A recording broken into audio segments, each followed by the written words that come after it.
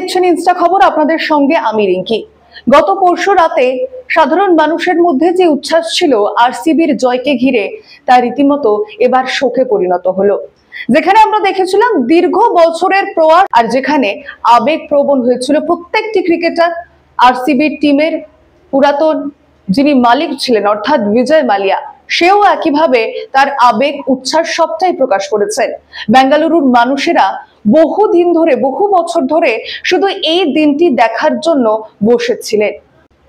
কিন্তু তারপরেই যে খবর আমাদের প্রত্যেকের সামনে উঠে আসে তা রীতিমতো মর্মান্তিক। যেখানে একদিকে গোটা স্টেডিয়ামে উচ্ছ্বাসের ঝলকানি, আরসিবির যারা ফ্যান্সরা রয়েছে তারাও একইভাবে ভিড় জমান স্টেডিয়ামের বাইরে। বেঙ্গালুরু সাধারণ মানুষের মধ্যে যে জয়ের উচ্ছ্বাস, যে জয়ের আবেগ, তা রীতিমতো আমাদের কারোর কাছে অজানা নয়। কিন্তু সেই আবেগের বশে এসে, সেই উচ্ছ্বাসের বশে এসে রীতিমতো 11 জনের প্রাণ যায়। আর ইতিমধ্যে বিরাট কোহলি এই নিয়ে একটি পোস্টও করেছে, যে পোস্টে তিনি সেই 11 জন যারা আরসিবির ফ্যান্সরা রয়েছে তাদের মৃত্যুতে শোকাহত, শোক প্রকাশ করেছেন তিনি। একই সঙ্গে তিনি এমনটাও জানিয়েছেন আগামী দিনে তারা আইনি পরামর্শ নিয়েই তাদের আগামী কার্যকলাপগুলি করবেন। বর্তমানে তাদের যে শিডিউল ছিল সেই শিডিউলে বেশ কিছু চেঞ্জেসও করা হয়েছে, এমনটা অফিসিয়ালি জানিয়েছেন বিরাট কোহলি।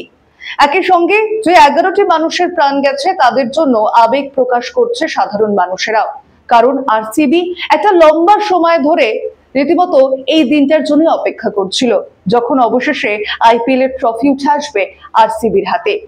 আরসিবির ফ্যান্সরা, বিজয় মালিয়া, আরসিবির দলের যতজন খেলোয়াড় রয়েছে এবং একই সঙ্গে ওই স্টেডিয়ামে যতজন মানুষেরা বসেছিল যারা আরসিবির ফ্যান্স, তাদের প্রত্যেকের মধ্যে আবেগ, খুশি, সেই উচ্ছ্বাস আমরা প্রত্যেকেই দেখেছি।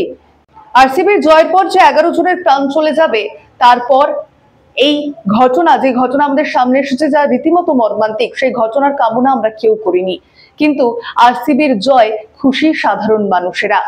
অন্যদিকে এই 11 জন যাদের প্রাণ গিয়েছে তাদের জন্য শোকাহত আরসিবির গোটা টিম সহ বিরাট কোহলিও। আর এমন আরো গুরুত্বপূর্ণ খবর জানতে অবশ্যই নজর রাখুন ইনস্টা খবরে।